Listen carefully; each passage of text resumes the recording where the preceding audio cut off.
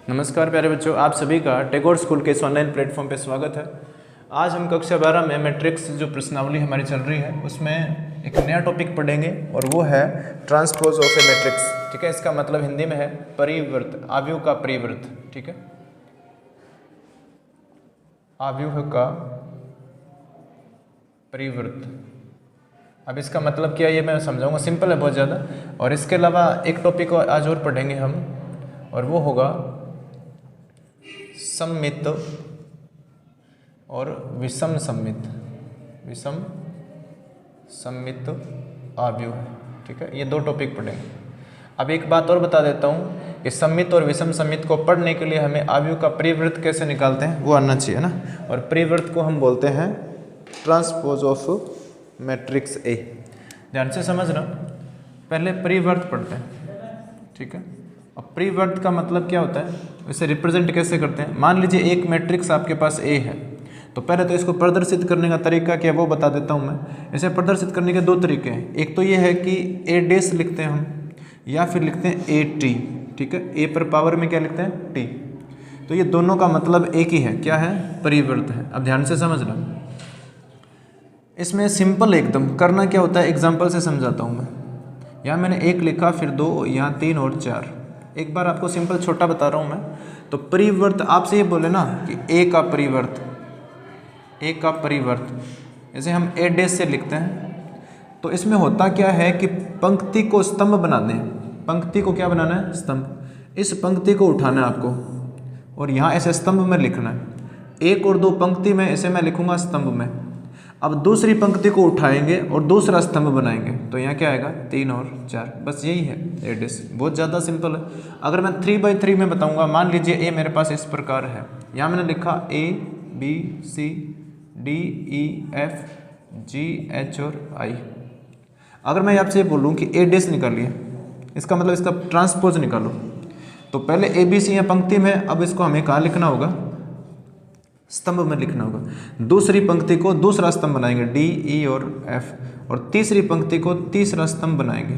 तो बस यही है, एक मैट्रिक्स का जो परिवर्त निकाल रहे हैं वो बस यही है। तो एक बार जितने भी क्वेश्चन इस परिवर्त पे बनते हैं वो मैं करवा देता हूँ।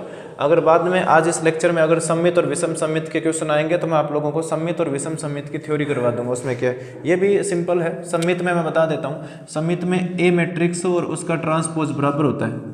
ठीक है, ध्यान से समझ लेना, सममित में एक मैट्रिक्स और उसका ट्रांसपोज दोनों बराबर होते हैं। ठीक है, और दूसरा विषम सममित में ए मैट्रिक्स और उसका ट्रांसपोज बराबर तो होते हैं पर इनके चिन्ह ऋणात्मक होते हैं। समझ लेना इस चीज़ को। अगर इनमें दोनों बराबर है और ये बराबर तो है पर ये ऋणात्मक के बराबर होगा। ठीक है, तो अब बाकी क्वेश्चन देखते हैं।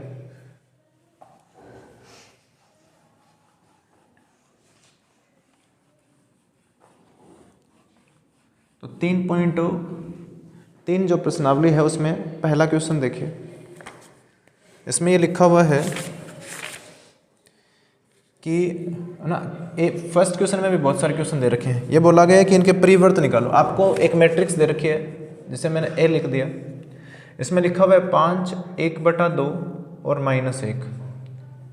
अब ध्यान से समझ लो, ये एक स्तंभ है तो इसे एक पंक्ति बना दो, है ना।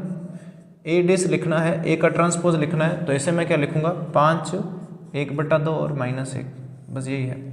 अगर सेकंड क्वेश्चन की बात करें हम, तो सेकंड में ये लिखा हुआ है ए बराबर 1, -1 और 2 और 3।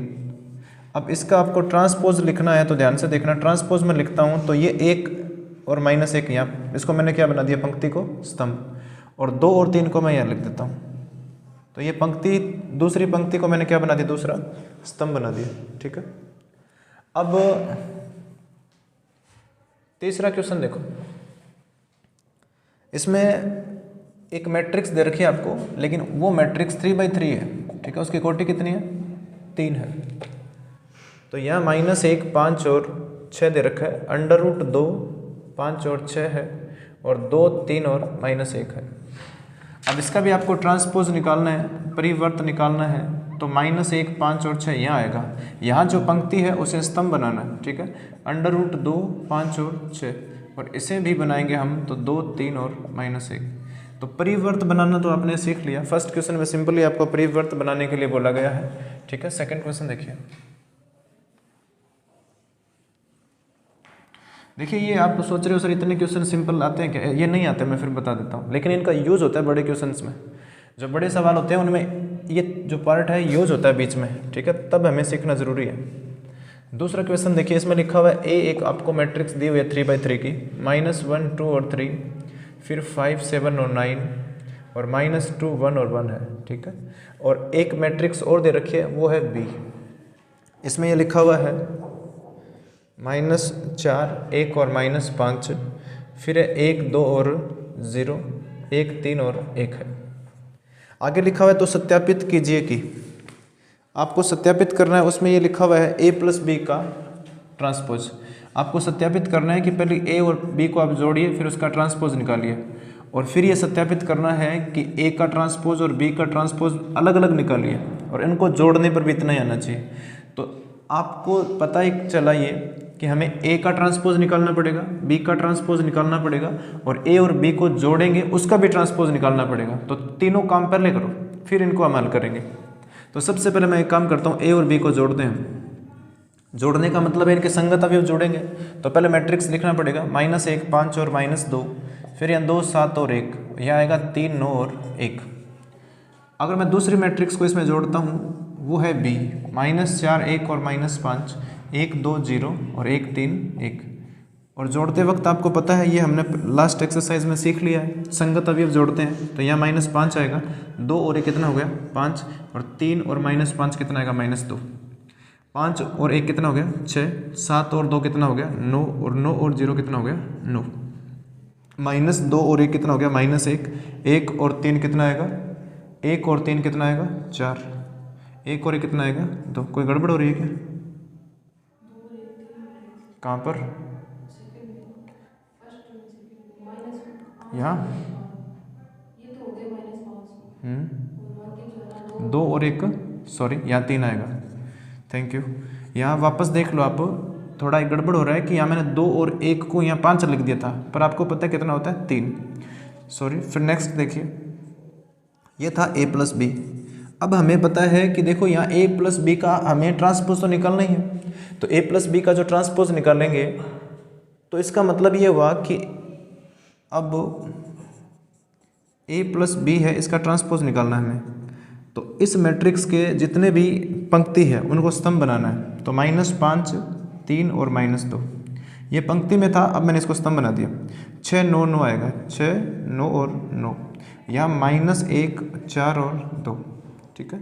अब ध्यान से देखो, अब हमें a' और b' की भी ज़रूरत है। a और b का अलग अलग हमें ट्रांसपोज निकालना है। तो अगर मैं निकालता हूँ a का ट्रांसपोज, तो इसे चेंज करना आपको। तो यहाँ आएगा -1 2 और 3, फिर इसमें आएगा 5 7 और 9, फिर आएगा -2 1 और 1। अब हम निकालते हैं b का ट्रांसपोज। तो b का ट्रांसपोज निकालेंगे तो यहाँ आएगा -4 1 और -5, यहाँ आएगा 1 2 और 0, यहाँ आएगा 1 3 और 1, है ना। सिंपल है, बहुत ज़्यादा सिंपल है। आपको जितनी पंक्ति है उनको स्तंभ बनाना होता है। अब देखना, अब हमें करना क्या है, अब मैं निकालूंगा a' + b'। इसका मतलब इन दोनों को जोड़ना है। तो यहाँ इनको जोड़ते हैं, तो ध्यान से देखो, -1 5 और -2, ठीक है। और फिर मैं यहाँ लिखता हूँ 2 7 और 1, और यहाँ आएगा 3 9 और 1, ठीक है। प्लस लिखेंगे तो प्लस b' लिखना आपको, b का जो ट्रांसपोज है उससे लिखेंगे, -4 1 और 1, फिर यहाँ 1 2 और 1 सॉरी 3 है, और यहाँ -5 0 और 1 है, 0 और 1 है। इनको अब अगर हम हल करते हैं, तो हल करने के बाद मैं ऊपर लिख देता हूँ। इनको हल करने के बाद में यहाँ से आपको ऊपर देखना, ठीक है। ऊपर लिखता हूँ मैं a' + b' को यहाँ मैं ऊपर लिखता हूँ। तो देखो यहाँ -1 है, और यहाँ कितना है यहाँ -1 आ रहा है, और यहाँ -4, तो -5 हो रहा है। यहाँ 5 है, और ये कितना आ रहा है 6, पर हमारे पास यहाँ देखिए 6 इसमें था क्या, इसमें 6 देखो ये रहा, है ना। इसका मतलब हम सही आ रहे हैं। फिर -2 और यहाँ कितना है 1 है, तो यहाँ -1 बचेगा। फिर 2 और 1 कितना हो गया 3, यहाँ 7 है, यहाँ 2 है, तो कितना आएगा 9, यहाँ 1 और 3 कितना हो गया 4, यहाँ 3 है, और यहाँ -5 है, तो -2 आएगा। 9 और 0 कितना होता है 9 ही होता है। 1 और 1 कितना होता है 2। तो अब एक बार आप लोग देखो इसे, यहाँ जो मेरे पास a प्लस बी का जो ट्रांसपोज है उसे देखो, फिर उसके साथ ही आपको a dash plus B dash मतलब a और b जो अलग अलग उनका ट्रांसपोज का योग देखते हैं। तो पहली पंक्ति में -5 6 और 1 है माइनस का, फिर 3 9 और 4 है, फिर -2 9 और 2 है, सेम है। इसका मतलब आप लोगों को यहाँ एक प्रॉपर्टी सीखनी है कि अगर दो अलग अलग मैट्रिक्स है हमारे पास, इनका जोड़ कर देते हैं और उसका अगर हम ट्रांसपोज निकालते हैं तो ये ट्रांसपोज अलग अलग ट्रांसपोज के योग के बराबर होता है। ठीक है, ये आप लोग को ध्यान में रखना है। इस प्रकार हम एक चीज़ और भी सीखेंगे, आगे क्वेश्चन में आ जाएगा कि a और b अगर गुणा में है और इसका ट्रांसपोज निकालते हैं तो ये ट्रांसपोज अलग अलग नहीं होता है, ये b का पहले होगा और a का बाद में। ठीक है, इसमें क्रम का फर्क पड़ जाएगा। यहाँ ए बी का अगर मैं ट्रांसपोज निकालता हूँ a इंटू बी का, तो वो b का ट्रांसपोज a का ट्रांसपोज के बराबर आएगा, ये इसके बराबर नहीं आएगा। a का ट्रांसपोज b का ट्रांसपोज के बराबर नहीं आएगा, ये इसी के बराबर आएगा। तो ये ध्यान रखना आपको, इसको बोलते हैं reverse of transpose of any two matrix. ठीक है, तो नेक्स्ट क्वेश्चन देखिए। रिवर्स का मतलब यह हुआ, रिवर्स का मतलब यह हुआ, रिवर्स का मतलब यह हुआ कि यहाँ देखिए उल्टा हो रहा है ना, b यहाँ बाद में है पर इसमें b पहले आ गया, इसको बोलते हैं रिवर्स।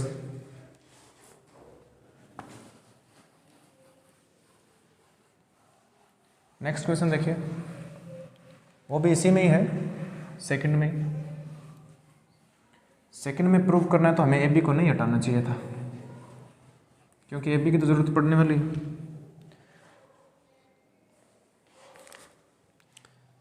ध्यान से देखो, इसमें ये लिखा हुआ है a माइनस बी और इसका होल ट्रांसपोज है, और बाद में बोला है कि a का ट्रांसपोज माइनस बी का ट्रांसपोज। तो ये आपको खुद ही करना है ना। अभी क्वेश्चन में जो a b थे ना, उन्हीं के लिए ये करना है। पहले आपको घटाना है, फिर उसका ट्रांसपोज करना है, फिर अलग अलग ट्रांसपोज करके घटाना है, बराबर ही आएगा। ठीक है, जैसे आपने जोड़ के लिए किया ना, वैसे ही घटाव के लिए करना है। तो नेक्स्ट क्वेश्चन देखिए, क्वेश्चन नंबर 3। इसमें ये लिखा हुआ है a का ट्रांसपोज दिया हुआ है, इस पर a का ट्रांसपोज हमें दे रखा है 3 4 -1 2 और 0 और 1, ये a का ट्रांसपोज है।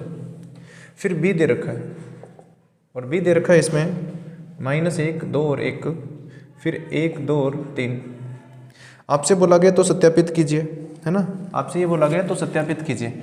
तो सत्यापित जो करना है वो करना है a प्लस बी का ट्रांसपोज होल ट्रांसपोज है, और यहाँ a transpose plus b transpose है, ये है। सेकंड में इसमें नेगेटिव आ रहा है ना, जो फर्स्ट है ये है और सेकंड है उसमें यहाँ बीच में सब्ट्रैक्ट करना है इनको, a का ट्रांसपोज माइनस b का ट्रांसपोज। तो ध्यान से देखना, पहले तो आपको ये पता चला कि हमें a और b को जोड़ने के लिए हमारे पास a b होना चाहिए ना। तो यहाँ b तो है लेकिन हमारे पास a नहीं है। तो बोलोगे सर कैसे नहीं है, ये a नहीं है, ये a का ट्रांसपोज है। तो इससे हमें अब ये एक प्रॉपर्टी और सिखाता हूँ आपको। ठीक है, अभी वो समझ आ जाएगा। आप लोगों को ये पता होना चाहिए कि a का ट्रांसपोज निकालते हैं तो अगर मैं इसका 2 बार ट्रांसपोज कर दूँ ना तो वापस a आता है। ठीक है, ट्रांसपोज का भी ट्रांसपोज करने से क्या आता है, पुनः वही मैट्रिक्स आ जाती है। एग्जाम्पल बताता हूँ आपको, देखिए छोटा एग्जाम्पल बताता हूँ 2x2 का। एक मैंने a मैट्रिक्स लिया 1 2 3 और 4। ठीक है, फिर मैंने इसका ट्रांसपोज निकाला। तो इसका ट्रांसपोज निकाल लेंगे तो आपको पता है ट्रांसपोज निकालने पर यहाँ 1 और 2 इस तरफ आ जाएगा और 3 4 वहाँ आ जाएंगे, है ना। कर दिया ना, इसको इंटरचेंज बोलते हैं। हाँ, पंक्ति और रो का, सॉरी पंक्ति और स्तंभ का। पंक्ति और रो तो एक ही बात है। अब इसका और निकालते हैं, मतलब ट्रांसपोज का भी ट्रांसपोज निकालते हैं। तो आपको पता है कि ट्रांसपोज का ट्रांसपोज निकालेंगे तो रूल तो वही है कि पंक्ति को क्या बनाना है, स्तंभ बनाना है, और इस पंक्ति को भी स्तंभ बनाना है। तो अब मुझे बताओ, ये तो सेम ही आ गया ना, ये दोनों सेम ही तो है। इसका मतलब ये है कि एक मैट्रिक्स का ट्रांसपोज है और उसका और ट्रांसपोज निकालते हैं तो पुनः वही मैट्रिक्स आती है। तो सिंपल बात, आपको a चाहिए ना भाई, आपके पास a का ट्रांसपोज है, अगर आपको a चाहिए तो उसका और ट्रांसपोज कर दो। तो मुझे यहाँ क्या चाहिए, a चाहिए ना। तो a निकालने के लिए आपको a का जो ट्रांसपोज आपके पास है उसका और ट्रांसपोज कर दो। a निकालने के लिए a का ट्रांसपोज आपके पास है और उसका और ट्रांसपोज निकालोगे।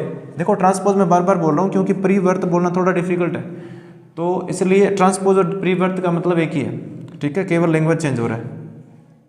यहाँ ध्यान देखना, 3 और 4 यहाँ पंक्ति है तो इसे मैं क्या बनाऊंगा, स्तंभ। 3 और 4 देखिए पंक्ति में ऐसे, तो इसे स्तंभ बना देंगे 3 और 4। फिर -1 और 2 तो -1 और 2, फिर 0 और 1 तो 0 और 1। ये आ गया मेरे पास a। समझ आ गया होगा आपको, क्योंकि a डैश का भी मैंने क्या निकाला है, डैश। ठीक है, अब a और b आ गया, b का भी तो ट्रांसपोज निकालना पड़ेगा ना आपको। क्यों निकालना पड़ेगा ये समझ आना चाहिए। बी का जो ट्रांसपोज है वो ध्यान से देखो,